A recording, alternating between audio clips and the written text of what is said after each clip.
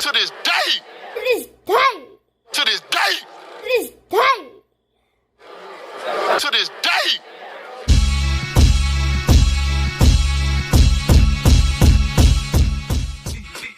What's up, fight fans? This is Kurt DeVille with Counterpunch Boxing News, and I have some new news concerning Deontay Wilder, Jermaine Franklin. Get this, according to Dimitri Salita, Salita states that we're exploring a few different possibilities. I believe that a fight with Franklin and Deontay makes a lot of sense because he's fought a lot of top guys and is world class.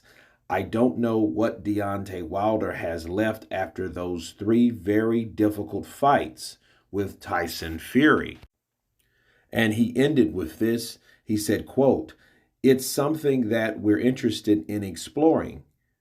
From what I understand, one day the fight with Andy is on, the other it's off. So it's a very fluid situation." Those are the words of Dimitri Salita, and let me counterpunch. The idea of Deontay Wilder fighting Jermaine Franklin would be great for Franklin. Franklin has already fought 3 times this year, if not 4. Okay, he's fought Dillian Whyte, he's fought Anthony Joshua, he's fought another guy, a young cat, undefeated fighter, was undefeated by the name of Munoz. Okay, and for Wilder to want to take on someone like Jermaine Franklin, I would say, why not?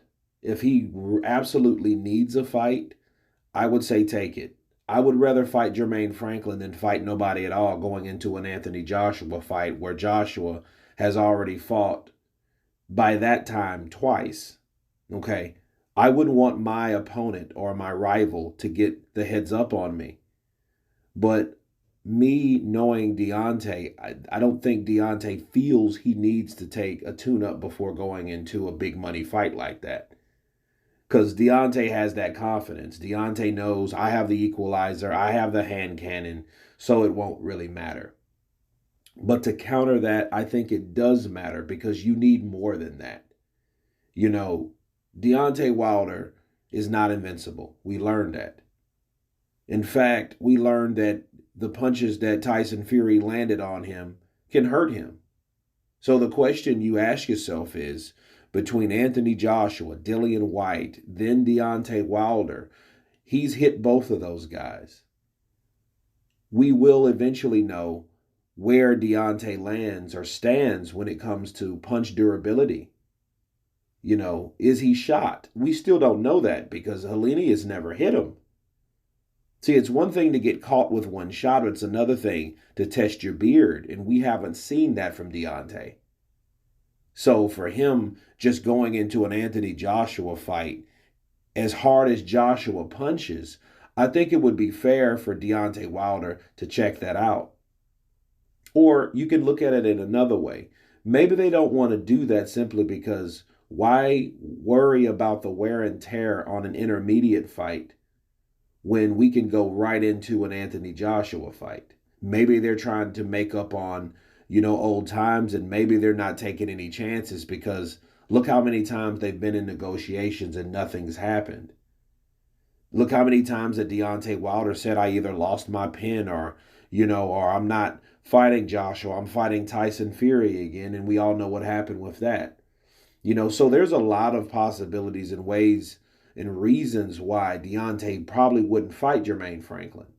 And one thing we haven't had is comparability. We haven't had enough stats. We haven't had enough trial periods or trial runs with these fighters that fought similar opposition. You know, let's just say, for shits and giggles, people, Jermaine Franklin catches Deontay and hurts Deontay. And the same thing happens to Deontay, happened to Joshua back in 19. It would be similar because Jermaine Franklin is supposed to be nowhere near the level of doing what he's supposed to do. Would you then say Deontay Wilder's a bum? No. But what you could say, he's damaged. But just because a fighter's damaged doesn't mean they're not dangerous.